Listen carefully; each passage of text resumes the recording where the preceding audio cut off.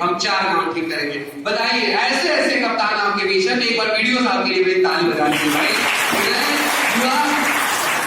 और जो धरातल में काम करने वाले हैं विनोद यादव जी, वो आपके ब्लॉग के वीडियो बनाए गए हैं और वो खुद काम में जो है विश्वास कर रहे हैं। अब बाकी इधर उधर की बातें ना करते हुए हम लोग काम की बातें करते हैं। थोड़ा सा संख्या आपको बताइएगा, यहाँ पे कितने सफाई कर्मी भाई लोग?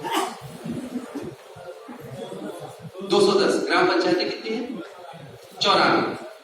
देखिए 94 राजस्व गांव लेकर 212 राजस्व गांव। अच्छा, 212 राजस्व गांव है और 210 सफाई कर्मी लोग हैं। अब आप लोग जनता के, मुझे ये नहीं कहना कि आप जाइए जनता के बीच काम करने, मैं ये जानता हूं आप पहले से काम कर रहे हैं। मैं बस जो आप पहले से काम कर रहे हैं, जो आप हार्ड वर्क कर रहे हैं, उस वर्क को स्मार्ट बनाने के लिए ये कार्यशाला रखी गई है। आप मेहनत बहुत ज्यादा कर रहे हैं, लेकिन उस मेहनत को कुछ स्मार्ट तरीके से काम करना है। सीट केड़ा में बुक लिखते हैं, उन्होंने लिखा है कि जीतने वाले कोई अलग काम नहीं करते, हर काम अलग ढंग से। बस उसी ढंग की बात हो रही है। जब हम गांव में जाते हैं समझाने के लिए लाभार्थी को कि आप शौचालय बनवा लो, तो लाभार्थी कहता है यार 12,000 में कैसे शौचालय बनेगा, पहली बात। दूसरी बात आप कहते हैं वो लिचपिट वाला बनाओ, 2 गड्ढे वाला बनाओ, वो कहते नहीं हम सेप्टिक वाला बनाएंगे, हम डेयरी वाला बनवाएंगे, हम मानक के अनुसार नहीं बनवाएंगे। आपके मानक सुन लो, वो सुनने के लिए राजी ही नहीं होता है। मानक की बात बाद में आती है, 12,000 की बात बाद में आती है। सबसे पहली बात है कि उसको शौचालय की आवश्यकता ही नहीं है।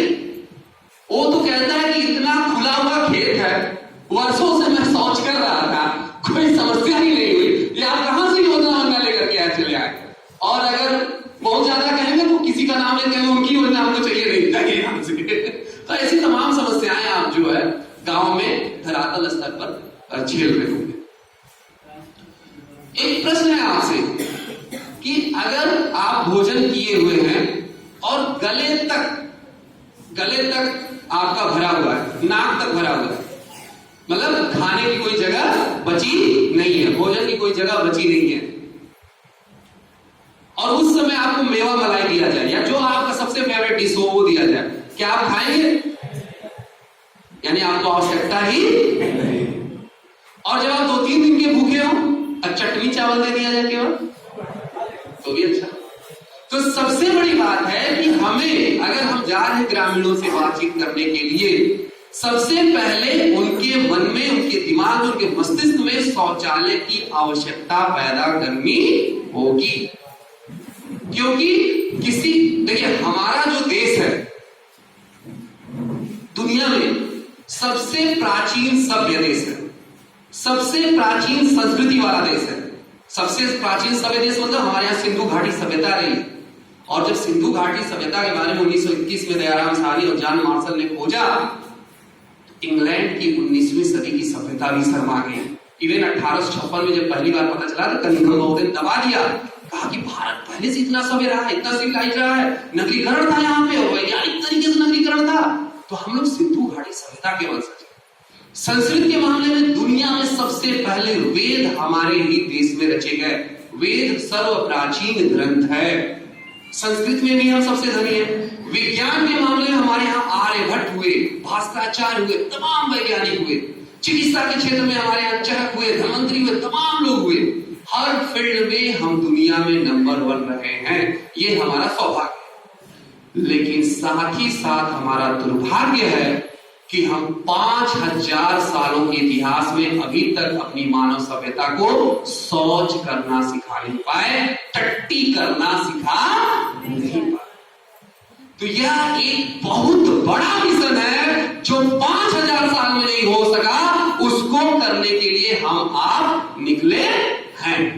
यह बात जब आपके दिमाग में आएगी, आपके दिमाग में अगर यह बात है कि मैं नौकरी करने के लिए निकल रहा हूं, मैं अपनी नौकरी बचाने के लिए निकल रहा हूं, मैं अपनी सैलरी पाने के लिए निकल रहा हूं, यह मिशन कदापि सफल नहीं हो सकता।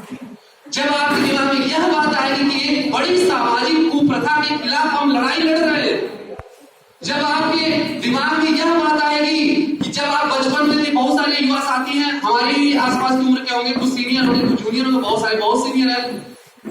जब आप अपने स्कूलों में, विद्यालयों में पढ़ रहे होंगे, कक्षाओं में पढ़ रहे होंगे, होंगे और जब तिरंगा फहराता होगा, खासकर 15 अगस्त और 26 जनवरी को, तो यह महसूस होता होगा काश आजादी की लड़ाई में हम भी शामिल हो गए होते, काश इन अंग्रेजों के दांत हमने भी खट्टे किए होते। प्रधानमंत्री का कहना है 2 अक्टूबर के भाषण में, ठीक है आप उस समय नहीं शामिल हुए, एक बहुत बड़ी सामाजिक कुप्रथा के खिलाफ लड़ाई चल रही है, मैं आह्वान कर रहा हूं पूरे देशवासियों की आप इसमें शामिल हो जाइए। एक ऐसी सामाजिक कुप्रथा जिसको समाप्त करने में योगदान देकर के आप राजा राममोहन राय के बराबरी में आ सकते हैं, आप ईश्वर चंद्र विद्यासागर के बराबरी में आ सकते हैं, जैसे उन्होंने सती प्रथा और हिंदू विधवा पुनर्विवाह पे जोर दिया। ऐसे कुछ नामों में आप आ सकते हैं। तो उन नायकों का आह्वान है, ये उन लोगों का आह्वान है जो इस मिशन को एक नौकरी से बहुत ऊपर समझे।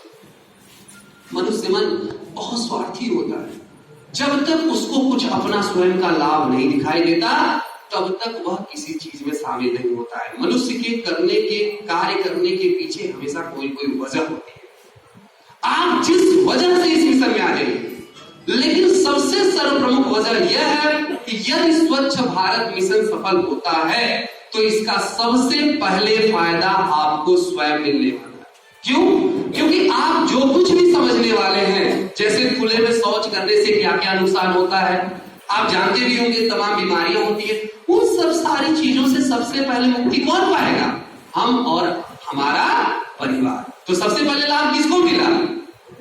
जब तक एक स्वच्छ समाज का निर्माण नहीं होगा तब तक एक स्वस्थ समाज का निर्माण नहीं होगा। तो सबसे पहले यह मिशन कामयाब अगर होता है तो इसका लाभ हमको आपको मिलता है। अब आते हैं बात पे कजरी, जिसके विश्लेषण की